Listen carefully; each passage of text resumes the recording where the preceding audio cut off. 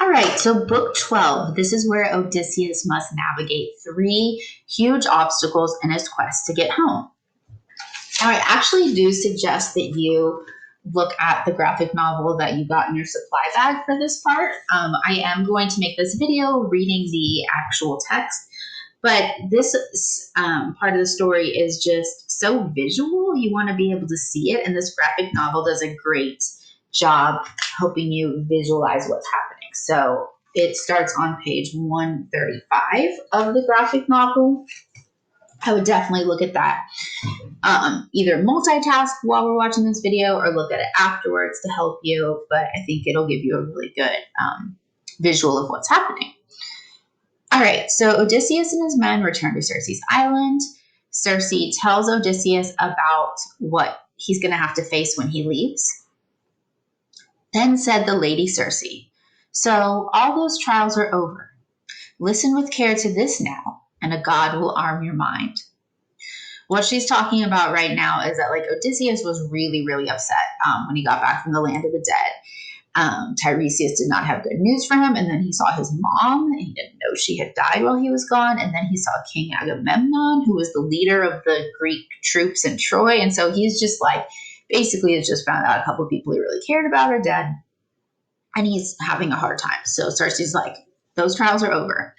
Now you got to listen to me because you're about to have to do this.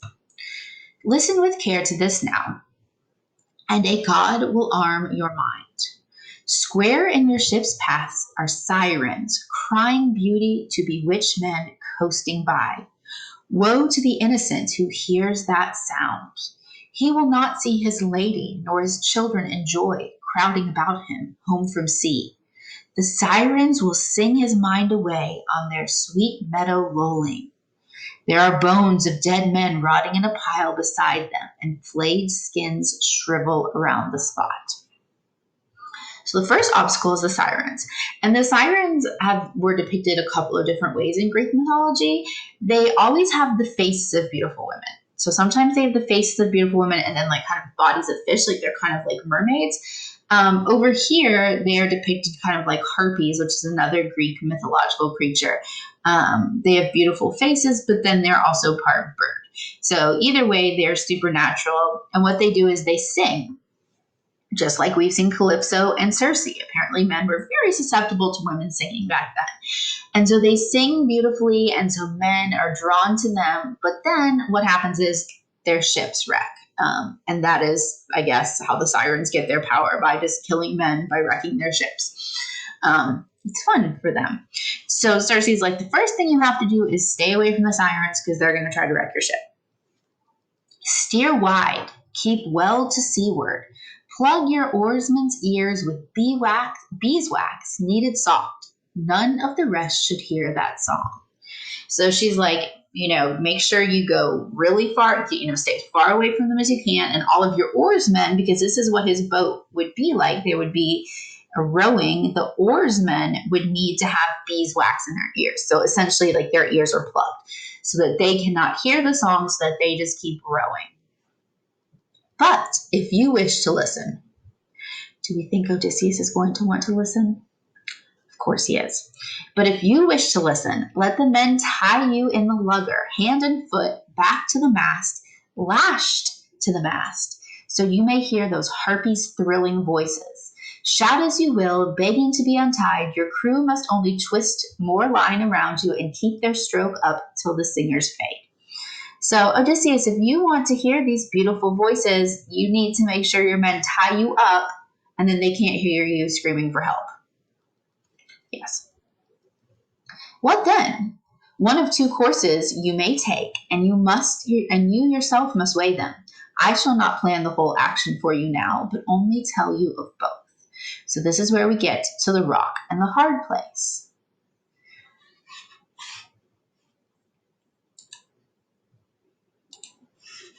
Okay, so the first thing she says is if you go straight ahead, there are these rocks. They're called prowling rocks or drifters, and they crash every single ship. There's no way, not even birds can go past them. So you can't go the way of those rocks. A second course lies between headlands.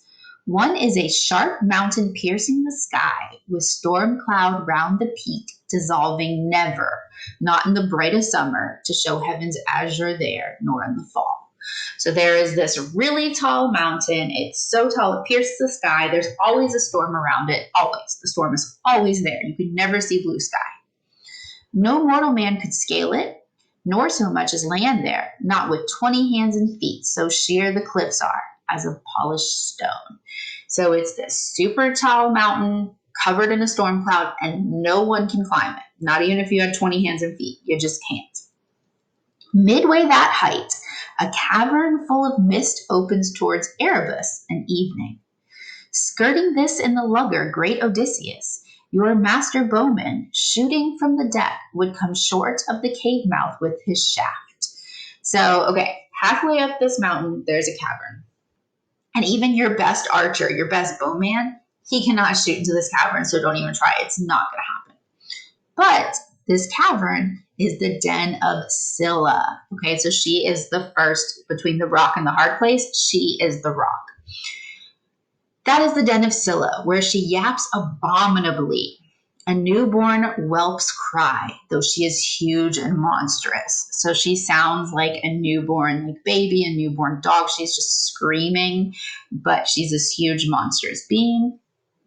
God or man, no one could look on her in joy. Her legs, and there are 12, are like great tentacles, unjointed, and upon her serpent necks are borne 6 heads like nightmares of ferocity, with triple serried rows of fangs and deep gullets of black death. So her legs are tentacles. She has 6 heads, and each head has 3 rows of teeth, and her throat are black death. Great. Okay, bring it on. Half her length, she sways her heads in the air, outside her horrid cleft, hunting the sea around that promontory for dolphins, dogfish, or what bigger game, thundering amphitrite feeds in thousands. So she hangs out of her cliff and sticks her head around, grabbing things that go by. And she's got 6 heads, and each head has 3 rows of teeth. And no ship's company can claim to have passed her without loss and grief. She takes from every ship 1 man for every gullet. So every ship that goes by, she's going to eat 6 men. And there's nothing you can do about it. You have to go past her, and she's going to kill 6 of your men, of which you've already lost a ton. So that was the rock. Now it's time for the hard place. The opposite point seems more a tongue of land you touch with a good bow shot at the Narrows. A great wild fig, a shaggy mass of leaves grows on it, and Charybdis lurks below to swallow down the dark sea tide.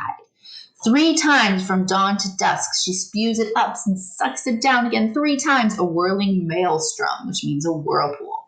If you come upon her then, the God who makes the earth tremble could not save you. So, 3 times a day, this whirlpool sucks all the water out of the ocean, spews it all back up, and not even Poseidon can save you from this horribleness. So this is the hard place, okay? If you go through this hard place at the wrong time, it's gonna kill everybody. No, hug the cliff of Scylla. Take your ship through on a racing stroke. Better to mourn 6 men than lose them all, and the ship too.